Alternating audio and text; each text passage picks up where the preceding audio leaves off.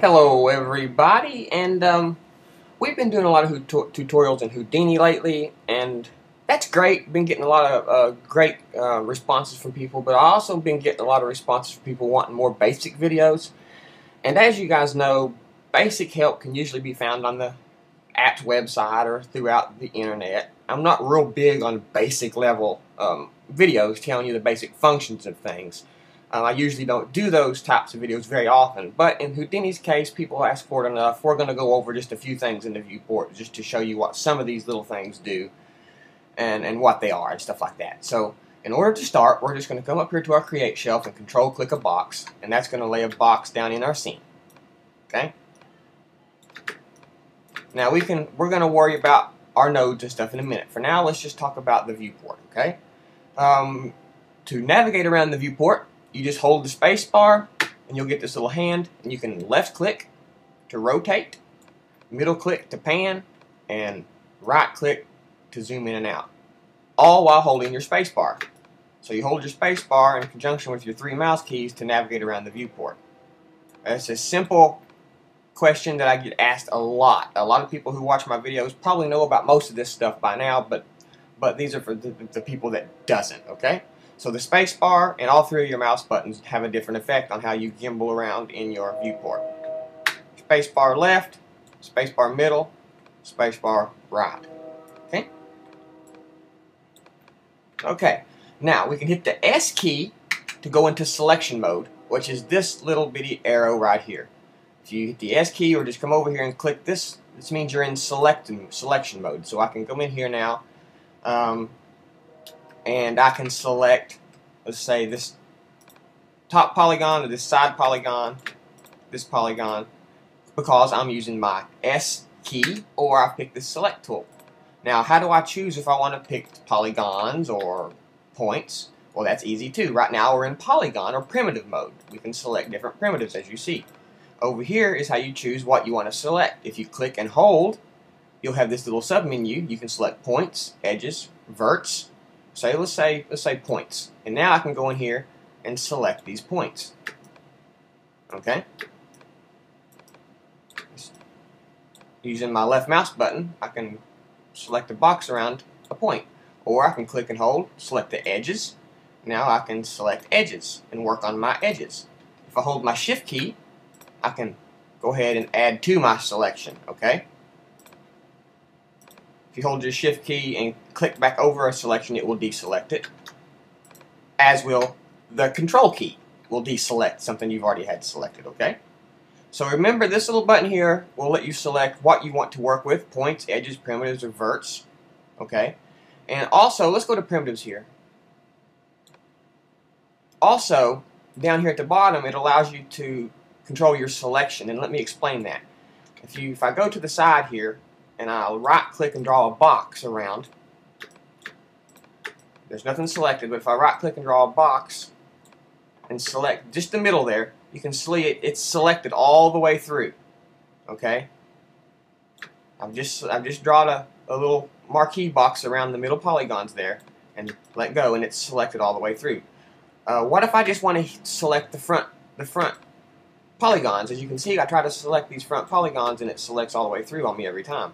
Well, you can use this menu by going down here and selecting these different options. Select front facing, select back facing, or you can use the B key.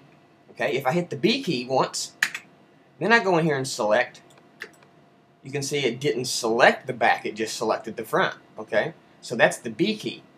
If I hit the B key one more time and select, it's went into back facing only. Now I'm just selecting the back when I select something. Okay? Hit the B key one more time and it cycles back to selecting everything on both sides. So there's 3 states in which you can use this in. This state where you can select all the way through front and back. Hit the B key, it'll put you into the state where you just select the front. Or hit the B key a 3rd time, it'll put you in the state where you just select the back. Because sometimes you need to just select the back of an object. Like, I don't want these selected, I just want the back selected. You use the B key to go into that selection mode. If you want to select the front of something, but you don't want to select the back, you use the B key to go into that selection mode, because this can be really, really handy, especially when you're modeling. Okay? So remember that. Your B key is very important about what kind of selection mode you come into, okay? Let's go back to primitives here. We're in primitives. If you right-click, you get a sub-menu, which allows you to select, it gives you several different options, like select a loop. Let's go to our edge mode here. And let's select this loop. And you'll see on this edge there's a little pink arrow, which means when I select my loop, I'm going to select it in that direction. Let's go into our box node here, and let's change it to a polygon mesh. If I hit Shift L, you can see that selects that whole loop. And it selects it in the direction of the pink arrow. Again, I can hit Shift L or right click, select loop. Okay? And there's several little options like this from your right click menu. Select loop, select partial loop, select next. If I go into my primitive mode, hit the F key, it selects the next polygon. Okay? What else? Grow selection. If I select a polygon or a point and hit Shift G, as in go, you can see it grows my selection. Shift S shrinks my selection. Okay? So Shift G will grow my selection out. Shift S will shrink it down. Very handy little keyboard shortcut. Command I, if I select this and hit Command I, it inverts my selection. So it selects everything that wasn't selected originally. Okay. The A key selects everything. Okay. And as the menu says, the N key selects nothing. Okay. So those are a lot of little helpful tips there that you can use, keyboard shortcuts and contextual menus as far as selecting loops and expanding your selection.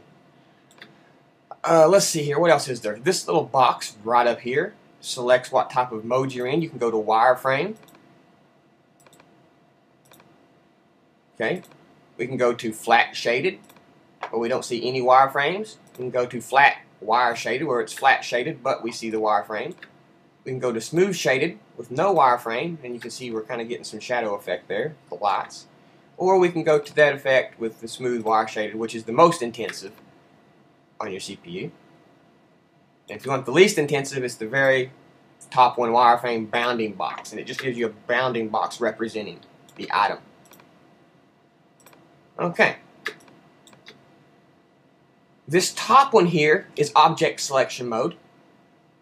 You just select the object selection mode, and it automatically you can select individual objects. If I have two boxes in the scene, I can select between each box instead of selecting a polygon. Okay, I can actually select actual individual whole objects. And if I right click, I get an input menu corresponding to some of the things you can do. Okay? As we said, this is our selection type. This button right here is your particle select mode. We can get into that later. And this is your dynamic select mode. We'll also get into that later. These, of course, is your transform, which is the move, or your T key. If I go into polygon mode, let's see here, primitive mode, and select this polygon, hit the T key, it brings up my little transform tools, and I can move it. I can transform it, okay? Same goes for this. This is the rotate command, okay? And the scale command. So this just basically shows your handles, okay? Of course, it does a lot more than that, but that's all I want you to keep in mind for now. You will end up using this tool a whole lot, and you'll probably end up using it a whole lot when you don't even realize you're using it. Now let's go back to our selection mode for a minute. If you click and hold, you can see you can pick box picking, which is you can left click and select a box. You can say lasso, which will let you draw, like you say, a custom lasso. If you want to say, I just want to lasso a few custom points here, I can get these points and just select those. Lasso is good in that regard, okay? And also there's a brush selection, okay, which allows you to have a brush paint. And also there's the add to selection, toggle selection, and remove selection, which is what we just talked about.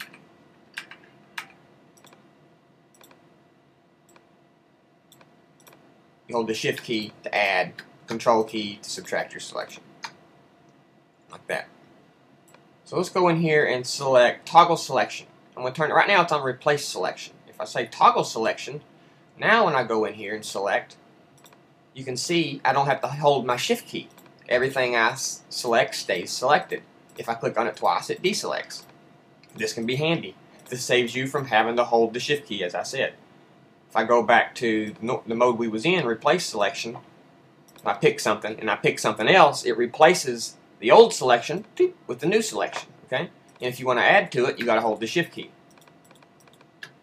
Whereas if you select Toggle Selection, it automatically adds to your selection, and it will not toggle it on or off until you click it. You know, click it again, it toggles it off. Click it again, it toggles it on. Okay? Very, very handy. And then there's also Add to Selection, which adds, and there is Remove from Selection, which of course removes. Most of the time I keep mine on Replace Selection and just use the Shift key. But you might find some uses to keep Toggle Selection on, so you don't have to worry about your Shift key, so you can go through and select things really quickly. Go back to Replace Selection. Now these down here are our snaps. This is our grid snapping, our point snapping, and those are the two main ones I want you to worry about right now. Okay, the grid snapping and the point snapping are the main things. So we can go over snapping in a different video. I just wanted to let you know these are your snapping tools here. Okay, this here is your camera. Instead of holding the space bar, if you come over here and select this camera, you don't have to hold the space bar. You can just dolly around without holding the space bar.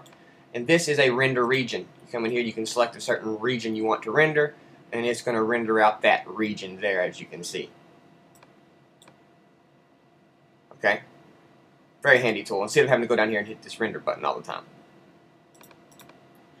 Okay, over here, this is your grid display, turns your grid on and off. This is your lock. Okay, if you're looking, right now I'm not looking through a camera, but if I added the camera to my scene and was looking through my camera and will push this button, that means it locks my viewport to my camera. That way, wherever I move around in my viewport here is actually moving my camera. Okay, instead of, it actually locks my camera to my viewport view. Now, if I uncheck that and I have a camera in my scene, as you can see, I have no camera selected, even though there could be one in my scene. When I dolly around, it's not going to affect my camera. But if I lock my camera to my view, it will. If that makes any sense to you guys. This here is your headlight. Instead of using object lights, you can use a headlight. This here will display shadows. Okay. This here is your, if you right click, it's going to show you what you can see. Nulls, bones, muscles, lights, cameras, all that good stuff. Below here is our display points. If I turn them on, you can see now all of our little points have a blue dot representing them. Turn it off, they're not there. This here is point normals. We'll display point normals, and we'll talk about normals in later videos. This displays point numbers. As you can see, each point now has a number instead of a blue dot. This is polygon normals, which shows you a normal per polygon, and all you have to do is select those normals, and it's going to select that polygon the normal is selected to. You see, sometimes you can't reach a polygon, and you can just select that normal, and you can select it. And it also lets you know what way your polygon's facing, whichever way this little normal is facing. Okay. Then we have polygon points, or primitive points, or there's a point per polygon, just like there's a point per point, or a dot per a number per point. There's a number per polygon too, and you can choose to display those. This is your display primitive holes. This here is your display vertex grips. And these things we can get into: particle origins, object names, you know, custom attributes. And this here is our background. This one right here with the mountain. If you hit the D key and go into your display options and select the background tab and go into File and hit this little button here, it'll let you pick a file to use as the background, say Accept. Okay. Now when I go in here and turn on my display background, it's displaying that background for me. Let's turn our box off so you can see the background. See, now I'm using the wallpaper for our background, and no matter which way I tumble around, the background's always there. and I can turn that on and off, you know, at will. So let's see. This opens the display options, this little button here, instead of hitting the D key. And this right here, whatever you do in your display options, this little button, if you have it turned on and open your display options, whatever you do to this will affect all four of your viewports, top, bottom, you know, when you have a split view. If you uncheck it, it's only going to affect the viewport you have looking at. You can see when I uncheck it, this little box unchecks here. Same thing. Okay? So that's some of the very basic things about Houdini. This here is your viewport. You can change views. I can go to a single view, a 4 view, 2 verticals, two side, like this. So this is how you change your viewport. This here is ghosting, and we can get into that later. And again, this is one of the more important ones here. It allows you to select wireframe or whatever. This here we're going to talk about later. These are tool options. Okay. And is there anything else? This little pin tool, this little push tab here means if you lock it in, no matter what, this viewport's going to stay here. Same with over here, no matter what, if I lock these parameters in, no matter what I select down here, because this is context sensitive, okay? The parameters are based on whatever node is selected. As you can see now, the box node is selected, it's different parameters. If I go to the top level and select the container for the box, it's got different parameters again. So if I use this pin, push pin, to lock this panel here, it isn't contextual anymore. I can double click and select this box, but these parameters stay the same. I've pinned those parameters. That way I can click another node and work on different parameters instead of having to bring up a separate window for it. Okay, that's what the little pin does. And is there anything else? Let's talk about a few of these. Let's talk about some nodes here, how the nodes work. Why Houdini? I think Houdini is so powerful. Now, as everybody knows, this is a scene. If you use After Effects, think of it as a composition or a group inside of a motion. If you're used to motion and you work with layers, you can put groups inside of motion, and inside of each group you can put 100 different layers, and then you can close that group and have one single group. But inside that group there's like 100 layers. Well, consider this scene level. We're on the scene level. Consider each node you have here a separate scene, a separate composition, a separate group, rather. So you can look at each node at the scene level as a separate scene, a separate group, okay, a separate composition, however you understand things more. If I add a second box, by control clicking on the box node, you can see now I have 2 boxes, but I have 2 scenes, okay, 2 containers, 2 groups, 2 compositions. If I double click this and go in, there's my box node inside that one. If I double click this box 2, there's the box node inside that one, okay? So let's go ahead and delete box object 2 and go into our scene, our one single scene, our original scene here, our original group, our original composition, however you like to call it. And there's our original box node. Now, if I want to hit the tab key and call in another box, that's no problem. Now I have 2 boxes in this one scene. You can see now I have 2 boxes inside of this one composition. So I can put as many items and as many things as I want inside of each of these compositions. I just want to try to make that plain. This is the scene level. The very top level, the OBJ level, object level, is where you hold your scenes, your groups, your compositions, so to speak. I hate to drive it in your head, but I really want to get the point across. In motion, everything on the scene level is like a group. In After Effects, everything on the scene level would be a composition, okay? So it just depends on what application you're used to. It's going to help you understand this. If I hit the tab key, I can bring in a generic scene, a generic group, a generic composition, like that. Now I can go into it, and the only thing in here is a file node, and if I want to, I can delete that. Now, as you can see, I have this empty scene, this empty composition, this empty group. I can go into this empty group and start working, okay? But we're not going to work with 2 different groups, 2 different compositions, however you want to call it. 2 different scenes is the way Houdini calls it, because this is the scene level. If we go into our scene, we're at the geometry level. And this is where we're going to work. We're going to work at the geometry level. And what makes Houdini so special is I can work with this one node here several different ways. So let's go in here from this box node. Let me add a subdivide. So I'm going to right click on the output and select subdivide. And click my subdivide node. And there we go. There's our subdivide node. Like that. I can take the depth to 2, take the depth to 3, however much you want to subdivide it. Let's leave it at 1. Okay? Now I'm going to hit tab, and I'm going to bring in a divide. Start typing divide, and I'm going to drop a divide node down. Like so. Okay, now I'm going to hit tab and type smooth. And bring a smooth node in. Okay. So let's pipe this one box into our divide node. And let's pipe this one box into our smooth node. Now let's go to our divide node, display it. Okay. I don't want to triangulate my meshes. I want to smooth the polygons. And I don't want to convex polygons. So let's up our weight a little bit there. You can see we're kind of almost beveling the edges a little bit. Take our divisions up.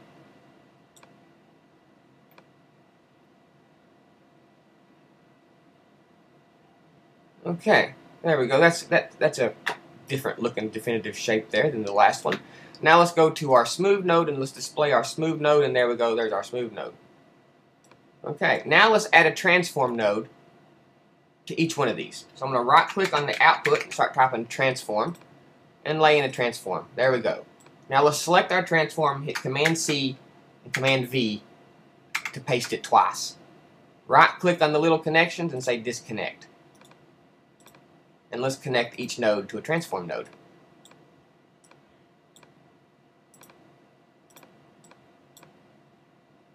Select our transform node here, display it on our smooth, and let's translate it over just a little bit this way. Let's display this transform node. We're going to transform it over a little bit this way. And we'll leave this one right here in the middle. Okay? So now let's go ahead and bring in this tab and start typing merge. This is a merge node. What I'm going to do is I'm going to pipe all 3 of these transforms into this one merge. Now this is one of the things that is so powerful about Houdini. If you look at this, let's turn off our grid. If you look at this, I have 3 different geometry objects that I can work on and model with, all coming from one box node. If I was working in Modo, I would have to bring in a separate box node for each piece of geometry. I would have 3 box nodes here. And I could easily do that. I can lay down 2 more box nodes. Okay. And I could disconnect these and plug these in.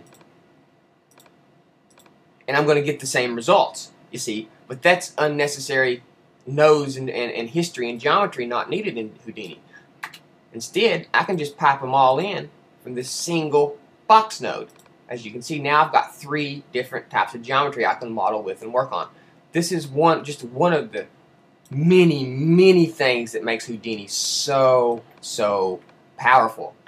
And now if you notice, I've got this one little measly box node going into some different nodes, into some transform nodes, coming into a merge. It makes me 3 different pieces of geometry. Here's all of my nodes laid out. So this is the geometry level. So let's go ahead and click the back arrow, or let's go back to our object level, which is the very top level, by hitting this button here. So take us to our scene level, our composition level, our group level, as I was explaining before. I'll hit it. Boom. There's our one composition, our one scene, our one group that houses everything to make up these 3 pieces of geometry. If I double click my group, if you're most familiar with Motion, if I double click my composition, if you're familiar with After Effects, okay, so I'll double click it, go into my group, my scene, my comp, and there's all of the layers, nodes, or whatever that makes up my whole scene. Okay, that makes sense? So here's my scene, my composition. Double click my composition to go inside it, and here's all my layers or nodes and stuff that makes up that composition. And I can have as many separate compositions as I want. Okay. Of course, I can keep one composition if I want. I can build it all inside this one comp, this one scene. Or I can have several different scenes. Okay, it's really up to you. So this has been a quick go over of some of the things in the Houdini UI. I plan on doing many more Back to Basics videos. Maybe not back to back, but I will be doing them. And we'll start diving into it a little bit more and a little bit more. And eventually we're going to start getting into particles and rigid bodies and fluids and flames and all that good stuff. It's just going to take some time. So thanks for watching, and happy modeling.